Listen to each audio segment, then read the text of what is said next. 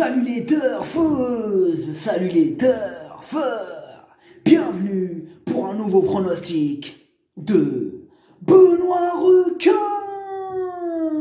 Merci pour vos likes, pour vos commentaires.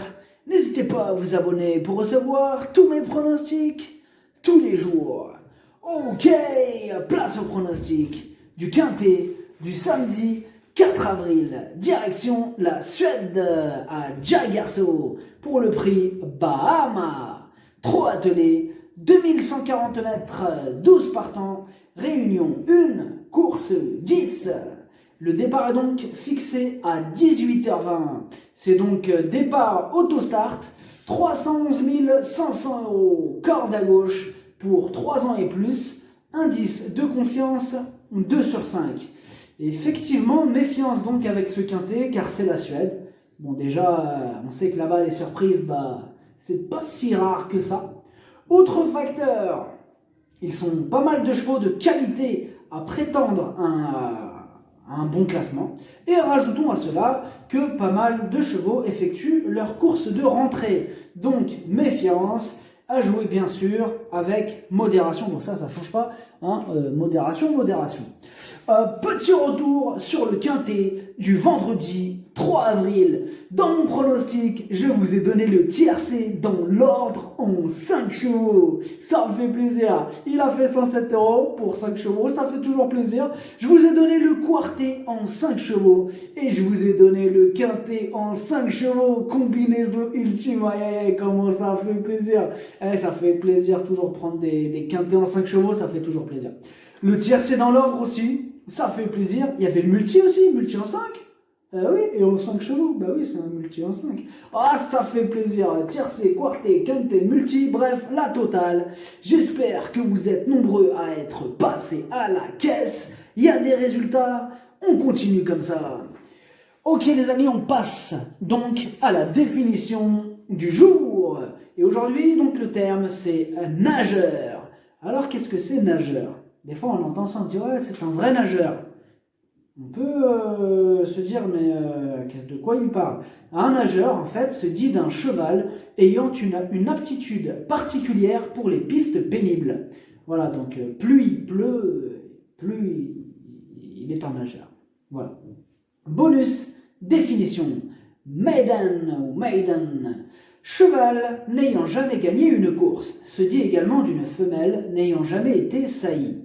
Alors pour info, c'est un terme anglais, maiden.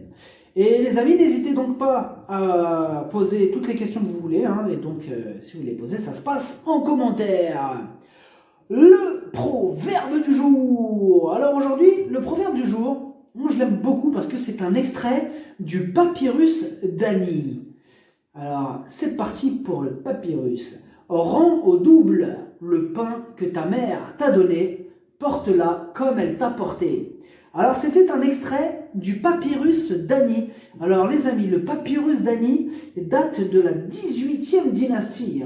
Il fut découvert dans une tombe à Thèbes en 1887 et acheté à des marchands égyptiens par le British Museum en 1888.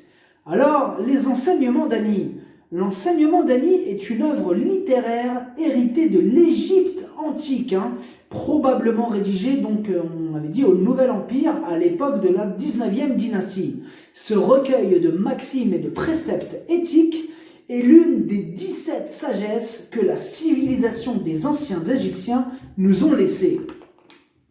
Ce genre littéraire très prisé au Proche-Orient apparaît dans la Bible à travers le livre des Proverbes ou le livre de la sagesse. Voilà, n'hésitez pas à rechercher par vous-même les extraits du Papyrus d'Annie. Franchement, c'est super intéressant, c'est très très enrichissant. Moi j'aime beaucoup, franchement, je vous le conseille. Alors tous ceux qui sont confinés, n'hésitez pas à aller faire un tour. Donc je le rappelle, c'est Papyrus. Papyrus. Voilà, Papyrus d'Annie. Ok, les amis, c'est super. Franchement, allez-y. Ok, on va commencer le pronostic. Go! On commence donc avec le numéro 1, Lucifer Lane. Il a la pêche. Il l'a carrément gagné pour sa course de rentrée. Bon alors, c'est vrai que c'était à un niveau un peu inférieur. Mais attention, c'était donc une rentrée et il pourrait afficher des progrès sur cette course de rentrée qu'on rappelle qui était victorieuse. Il a aussi hérité d'un numéro favorable en première ligne. Il est régulier dans l'ensemble, il fait quasiment toutes ses courses. Donc attention, il peut encore en profiter, le petit malin. Attention à ce numéro 1, mieux vaut ne pas l'oublier. Le numéro 2, Iceland Life. Il a lui aussi hérité d'un numéro favorable en première ligne. Mais après, côté performance, c'est pas la même musique. Il reste sur 2 échecs consécutifs et il a le défaut de ne pas répéter ses bonnes sorties. Il fait partie des plus vieux et bizarrement, il fait aussi partie des moins riches. Donc déjà, quand tu vois dans un quintet, t'es le plus vieux et t'es le moins riche, déjà on se dit il y a un problème. Bon, après voilà, sans en faire une totale impossibilité, parce que on ne sait jamais quand même, quand il est quand même bien placé en première ligne, donc c'est pas non plus une rayure. D'ailleurs, vous voyez, sur l'écran, je ne l'ai pas rayé. Après, c'est clairement pas une première chance, on est bien d'accord. Il y a d'autres chevaux qui passeront en priorité. Voilà, tout simplement. Donc, plutôt un outsider. Le numéro 3, Stepping Spaceboy. Alors, lui aussi reste sur 2 échecs consécutifs. Et on a aussi quelques doutes sur sa forme actuelle. Et on a donc besoin qu'il nous rassure. Et c'est dommage, car avant ça, il avait enchaîné 2 victoires consécutives. Alors il va tenter de profiter de son numéro en première ligne pour essayer de remettre les pendules à l'heure. Mais reste qu'il y a encore des doutes qui planent sur sa candidature. Mais il intéressera quand même les amateurs de champ réduit, on leur fait confiance. Le numéro 4, Norton Commander. C'est une rentrée pas revue depuis le mois de novembre. Il a déjà prouvé qu'il avait largement le potentiel pour briller en pareille société. Mais maintenant, tout dépendra de son degré de préparation. Il a hérité lui aussi d'un excellent numéro, donc mieux vaut ne pas le sous-estimer. Le numéro 5, Lionel. Alors on le connaît bien, Lionel, c'est un crack. Il a terminé 3e du Grand Prix d'Amérique 2017. Il vient de remporter sa course pour sa reprise de contact le 18 janvier. Boum! Victoire. On ne l'a pas revu depuis ce jour-là. Mais c'est vrai qu'il a c'est la classe, quoi. Il vaut tous les jours le lot qu'il va affronter ce samedi. Il a hérité aussi de l'un des meilleurs numéros. En clair, il a une belle carte à jouer. Il ne devrait pas nous décevoir. Le numéro 6, Portland, lui aussi n'a plus à faire ses preuves à ce niveau de compétition. Bien connu lui aussi des parieurs, notamment en France. Il est archi régulier, il est quasiment à l'arrivée de toutes ses courses. Il a hérité d'un super numéro, il est entraîné par Björn Goop, et c'est d'ailleurs lui-même qui sera aux commandes. Une nouvelle fois, il s'annonce redoutable. Le numéro 7, Racing Mange. Alors lui aussi fait preuve d'une louable régularité. Il est dans son jardin sur cet hippodrome. Il vient d'effectuer une superbe rentrée sur cette même piste et il a terminé 2e. Il va sûrement afficher des progrès sur cette course et malgré un numéro à l'extérieur qui n'a rien d'un cadeau, il va encore défendre chèrement ses chances. Énorme oui! Le numéro 8, Taekwondo. Il reste sur 2 échecs consécutifs et il effectue une rentrée. Il a hérité du numéro 8, tout à l'extérieur, qui va donc l'obliger à fournir un effort dès le départ. Mais il n'a que 5 ans, il est pétri de qualité, il fait aussi partie des plus rapides sur ce parcours, il peut frapper un grand coup d'emblée, attention à lui.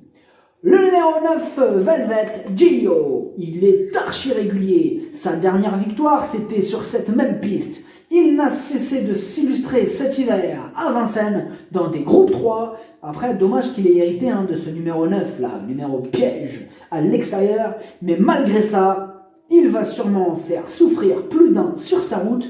Et bien sûr qu'on le garde. Le numéro 10, Cedar Line. Ce quintet est ouvert.